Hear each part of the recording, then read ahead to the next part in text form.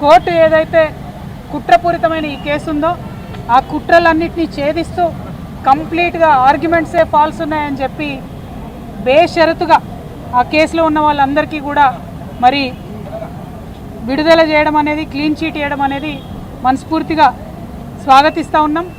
కాకపోతే బాధ అవుతూ ఉన్నది.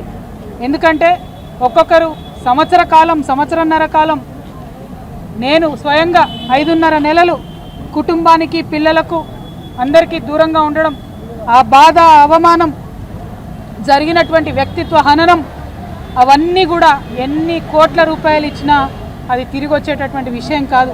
ఎంత సమయం జరిగినా ఆ నష్టం మాకు, మా కుటుంబానికి జరిగిందన్న మాట వాస్తవం.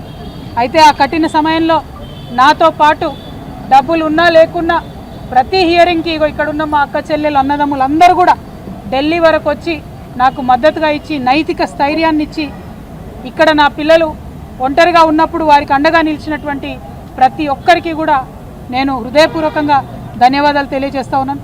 ప్రత్యేకించి మా అమ్మకు, మా నాన్నకు, మా అత్తమ్మకు, మా మామయ్యకు, మా మొత్తం భర్త తరఫున కుటుంబానికి అందరికీ కూడా నేను హృదయపూర్వకంగా ధన్యవాదాలు తెలియజేస్తున్నాను, పాదాభివందనాలు తెలియజేస్తూ ఉన్నాను. మీరు ఇచ్చినటువంటి బలంతోనే ఆ జైల్లో 5.5 నెలలు కూడా నేను పిల్లలు లేకపోయినా కన్నీళ్లు దిగమింగుకొని కర్తవ్యాన్ని గుర్తు చేసుకొని గడిపినానని చెప్పి ఈ సందర్భంగా తెలియజేస్తున్నా. మరి ఇవన్నీ జరుగుతూ ఉంటే ఇవాళ కేటీఆర్ అన్నగారి ట్వీట్ చూడడం జరిగింది. ఇప్పటి వరకు మేము పైన రైతు కమిషన్లో మరి మా గద్వాల రైతన్నల సమస్యలు, నిజామాబాద్ ఎర్రజొన్నల సమస్యలు, ఖమ్మం పామాయిల్ రైతుల సమస్యలు, ఇట్లా అనేక రకాలైనటువంటి సమస్యలను పైన వివరించి రావడం జరిగింది. ఎందుకంటే నేను పదే పదే చెప్పినాను, ఈ అంశం నన్ను ప్రజాసేవ చేయడంలో ఆపదు, నేను ఎత్తుకున్నటువంటి మార్గానికి ఈ కేసులు ఇవి అడ్డంకి కాదని చెప్పినాం. ఇవాళ కేసు తీర్పు వచ్చినప్పటికి కూడా మా కార్యకర్తలతో సంబరాలు చేసుకొని మళ్ళీ మా పని మీద మేము రావడం జరిగింది. రైతన్నల విషయాలు అనేకం రైతు కమిషన్కి వివరించడం జరిగింది. మరి వివరించి బయటకు వస్తున్నటువంటి సందర్భంలో కేటీఆర్ అన్నగారి ట్వీట్ని నేను చూడడం జరిగింది.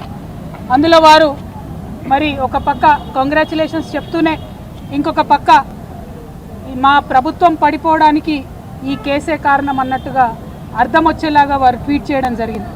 ఇవాళ నేను పొద్దున్నుండి బీఆర్ఎస్ పార్టీ సోషల్ మీడియా ఏదైతే అనేక రకాలైనటువంటి కమెంట్స్ చేస్తూ ఉన్నారో, ఏదైతే మొత్తం బీఆర్ఎస్ పార్టీ ఇక్కడ రాష్ట్రంలో ఓడిపోవడానికి ఈ కేసే కారణమని ఒక ట్విస్ట్ ఇచ్చే ప్రయత్నం చేస్తూ ఉన్నారో వాళ్ళందరినీ కేటీఆర్ రామారావు గారిని సూటిగా నేను ఒక ప్రశ్న అడుగుతా ఉన్నా. నా మీద కేసు పెట్టింది ఎందుకోసం? పార్టీ కోసం కాదా? ఈ మాట కేసీఆర్ గారు చెప్పలేదా?